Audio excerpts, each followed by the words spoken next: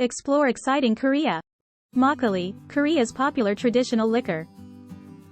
Today, let's learn about Makgeolli, Korea's traditional liquor. Makgeolli is a liquor that is deeply connected to Korean culture, history, and even food.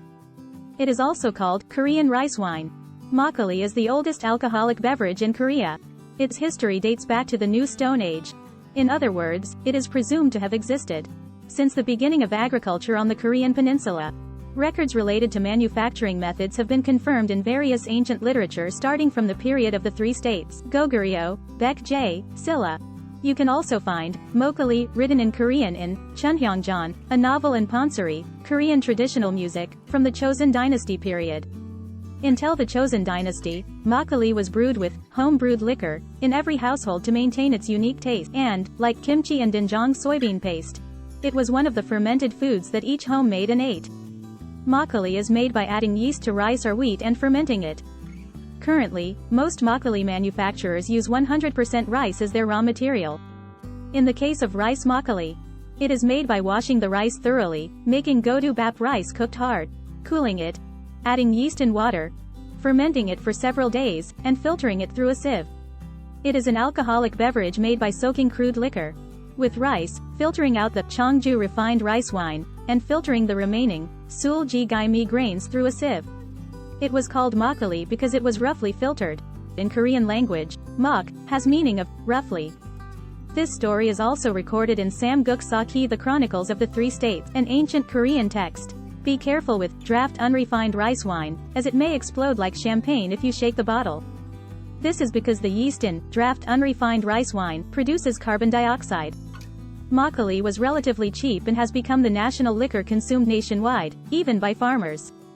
Because it is considered a folksy drink, politicians are often pictured drinking makgeolli. It has a mildly savory, slightly sweet taste and a slightly tangy feel. It is a popular alcoholic beverage consumed in Korea along with soju and beer. It is more nutritious because it contains nutrients from rice that are not included in chongju.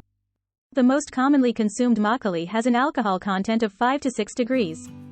Because consumers prefer a sweet taste, artificial sweeteners such as aspartame are often added. Most of the cheap makgeolli are made with added sweeteners such as aspartame, but in recent years, the types of sweet-free makgeolli have become more diverse. Koreans find it tasteful to pour makgeolli into a dented old kettle, and pour it into a makgeolli cup. When you want to introduce foreigners to Korean culture, it is good to drink makgeolli together. It can be said to be the most Korean alcohol than other types of alcohol. Every year, the last Thursday of October is Makgeolli Day.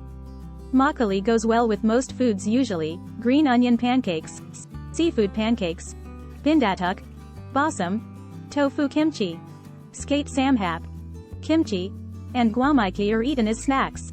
For some reason, this is a drink that people want to drink on rainy days.